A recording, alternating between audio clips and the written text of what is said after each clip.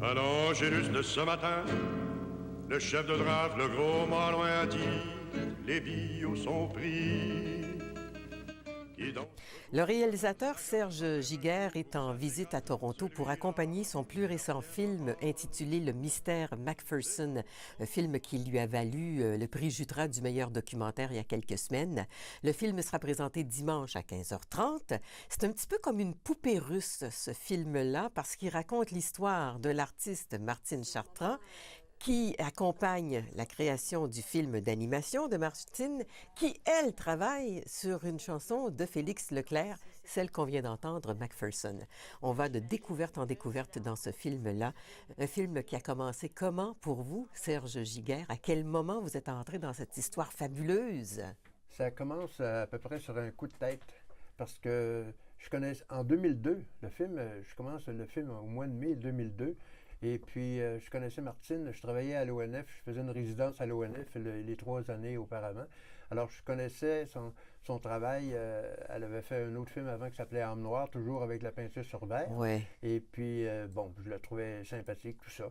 Mais en 2002, j'étais à l'extérieur de l'ONF et elle faisait une exposition de certaines de ses peintures à la Cinémathèque québécoise. Puis elle me dit, demain, je monte au Lac-Saint-Jean. Elle dit, je m'en vais faire la recherche avec des draveurs blancs qui ont fait la drave, puis semble-t-il peut-être qu'il y en a qui ont connu les draveurs noirs. Alors, la chanson de Félix, c'est un draveur noir, Macpherson. Elle dit, peut-être qu'ils vont pouvoir nous parler un peu, puis elle dit, je vais en apprendre aussi sur le métier de la drave. Elle dit, ça te tente-tu avec moi? Elle dit, tu es en train de commencer un projet sur des personnes âgées, tout ça. Je commençais tranquillement à filmer un film qui sera appelé À force de rêve, en 2007. Là. Et puis, elle dit, embarque avec moi. Elle dit, peut-être que tu vas apprendre des affaires.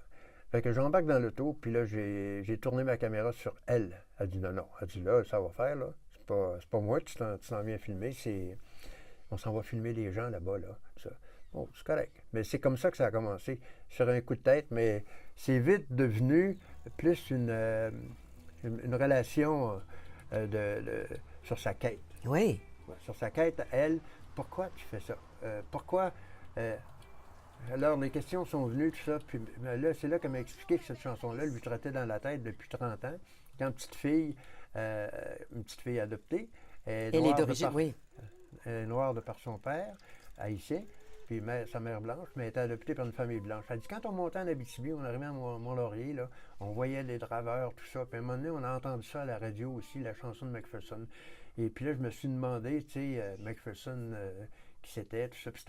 Il disait, Félix, dans une des versions, il dit que c'est un noir. Ah, pas dans toutes les versions, par exemple. Non, pas dans toutes les versions. Mais il disait que c'est quand le noir s'est vu. Oui, mais le noir, ça aurait pu être le noir avec les cheveux noirs. On disait ça aussi dans le temps. Petit blanc, petit noir. Exactement. Mon vous répétez les paroles qu'elle dit même dans le film. On doit avoir pas mal le même âge. Oui. Fait que c'est ça. Fait que disons que ça y a tourné dans la tête, mais là, c'est là qu'elle a appris que dans la vie de Félix, plus tard, plus tard, elle a appris qu'il y avait un vrai Macpherson dans la vie de Félix, mais qui n'était pas draveur, qui était ingénieur chimiste. Mais qui était noir. Qui était noir, qui venait de la Jamaïque, tout ça, puis qui avait vécu près de chez les Leclerc, qui était à ce moment-là parti de là-dessus, qui était venu à Sainte-Marthe-du-Cap, près de Trois-Rivières. Alors donc, tout ça l'a incité à inclure autant la chanson de Félix dans son film, qui avait le nom de Macpherson, que le chimiste lui-même, qui avait vraiment vécu une relation assez proche, d'ailleurs, avec la famille Leclerc. Alors, c'est ça. C'est tout ça qui m'a intéressé, de par le petit quotidien d'une femme, la petite histoire d'une femme qui ouvre sur une plus grande histoire qu'on pourrait dire, là, comment tu inclus, mettons, dans les années 30, puis ça peut avoir des résonances jusqu'à aujourd'hui, comment est-ce que tu fais entrer l'autre, l'étranger, celui qui vient d'ailleurs, et puis quelle belle idée, à quelque part, là, de dire que notre poète québécois qui s'appelle Félix Leclerc, il peut dire à un moment donné que c'était son plus grand ami. Oui. Puis il dit, c'était comme un mentor. Puis même, Elisabeth Gagnon de Radio-Canada à Montréal, à un moment donné, j'avais fini le film, puis elle dit, viens ici, presque mon petit gars, avec un sourire en coin. Elle me dit, regarde bien, je vais te faire écouter ce que Félix disait de Macpherson en 1986. Ben, Félix, il disait, Macpherson, il me disait tout le temps, If you don't like this world, change it. Puis Macpherson, il a été exploité par une compagnie de pulpe et papier à la Wayagamack. Tu vois? Ouais. Et puis il y avait toujours la photo de McPherson qu'il a conservée dans son bureau, même jusqu'à l'île d'Orléans, là, Ouais. après ça. Fait que donc, On voit tout On- ça dans le film. ouais, on voit tout ça dans le film. On voit tout ça dans le film, mais en plus, il y a la découverte de Martine Chartrand, qui est en elle-même un personnage Ouais. extraordinaire, une artiste extraordinaire aussi, parce que son travail pour un film d'animation de quoi, 7-8 minutes, ça s'est 10 étendu minutes, sur ouais. 10 ans. 10 ça. ans, parce qu'elle est devenue historienne, anthropologue aussi. Elle a Ouais. tellement fait de recherches là-dessus. C'est ça. Mais c'est comme une mission pour elle, là, en même temps. Je répondais encore des questions dernièrement.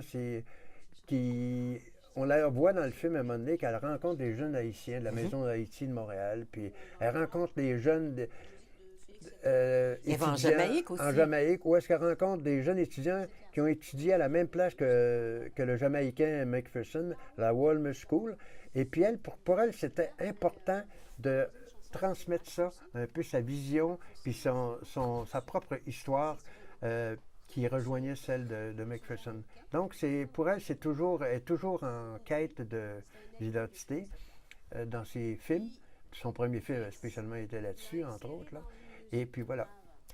C'est un film sur l'ouverture, vous l'avez dit, mais sur le partage aussi, parce que c'est grâce au partage des uns envers les autres que Martine a fait ses découvertes et on arrive à un summum à la fin avec cette dernière rencontre, ces dernières retrouvailles qui tiennent presque du miracle. Oui, ah oui, c'est ça. Est-ce qu'on en parle? Je ne le sais pas. Ah ben voilà. Non, mais le film se termine à Toronto. Oui, Oui, et puis il y a des McPherson à Toronto. oui. Il y a des Jamaïcains McPherson à Ouais. Toronto qui sont les petits-neveux.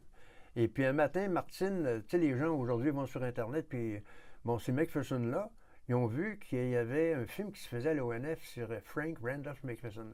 Puis il était intéressé, un de ces membres-là de la famille McPherson de Toronto, il était intéressé par la généalogie. Hey, il dit, wow, attends une minute là. Il dit, il y a quelqu'un qui fait un film sur notre grand-oncle. Mais en fait, il y avait une partie manquante dans leur arbre généalogique, c'est ça. là, une partie un peu floue. Oui. Fait que là, ils ont communiqué avec Martine. Et puis, ben, on est venu les voir à Toronto. Fait que vous viendrez voir qu'est-ce qu'ils en pensent de... C'est en chantant cet air de jazz que McPherson a pris le large. Sur son parka, une fleur sauvage.